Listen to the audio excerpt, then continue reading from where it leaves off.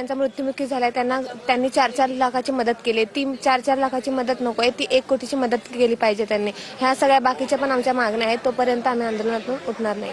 आंदोलन तोपर्यंत सुटणार नाही, तोपर्यंत पूर्ण मागण्या पूर्ण होईपर्यंत आंदोलन। हो, जोपर्यंत आमच्या सर्व मागण्या पूर्ण होत नाही तोपर्यंत आम्ही आमचं आंदोलन मागे घेणार नाही।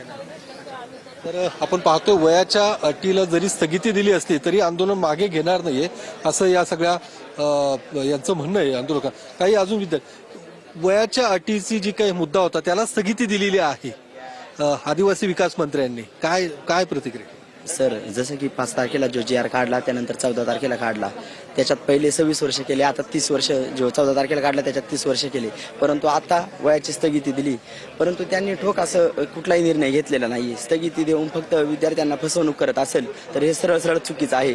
आणि तसंच जे आमची 12,500 जी पदभरती आहे ती तर अजूनही राबवली नाही त्यांनी, जो म्हणजे सुप्रीम कोर्टाचा निर्णय आहे, परंतु या गोष्टीवरती ते कुठलंही भाष्य करत नाहीत।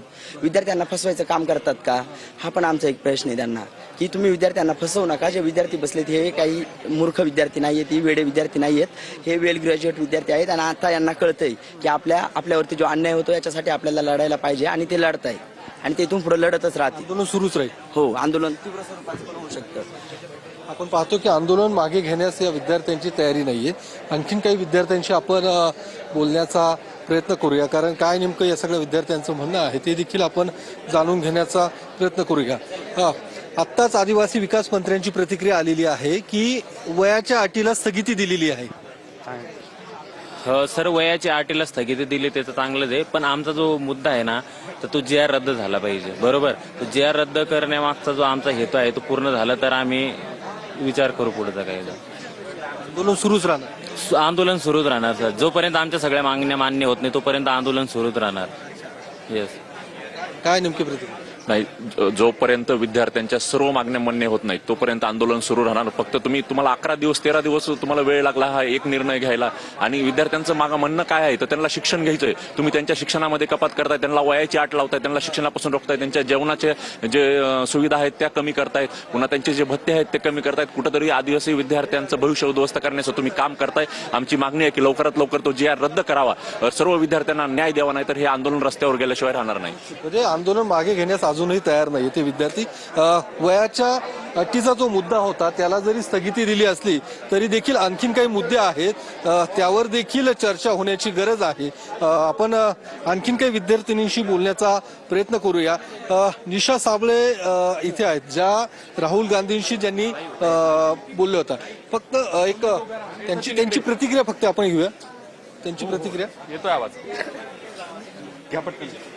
निशा, आत्ताच आदिवासी विकास मंत्र्यांचं म्हणणं आहे की वयाच्या अटीचं त्याला स्थगिती दिलेली आहे। मी खरं तर मग आमच्या सगळ्या विद्यार्थी, जे आदिवासी विद्यार्थी आहेत त्या सर्वांच्या वतीने मी जे मंत्री महोदय आहेत आमचे आदिवासी विकास विभागाचे अशोक उईके साहेब, त्यांचं मी सर्व आदिवासी विद्यार्थ्यांच्या वतीने आभार मानते आणि धन्यवाद देते त्यांना की त्यांनी आमच्या उशिरा का होईना आमच्या मागण्यांकडे लक्ष देऊन आमच्या मागण्या सोडवण्याचा प्रयत्न केला आहे। आणि त्याच्यामध्येच पुढे एक पाऊल घेऊन आमची जी वयाची अट आहे त्याच्यावरती स्थगिती आणली। आता काय पुढे काय आंदोलन चालणार की स्थगिती तुम्ही देखील देणार? पुढचं काय मागण्यांवरती देखील निर्णय व्हायचे?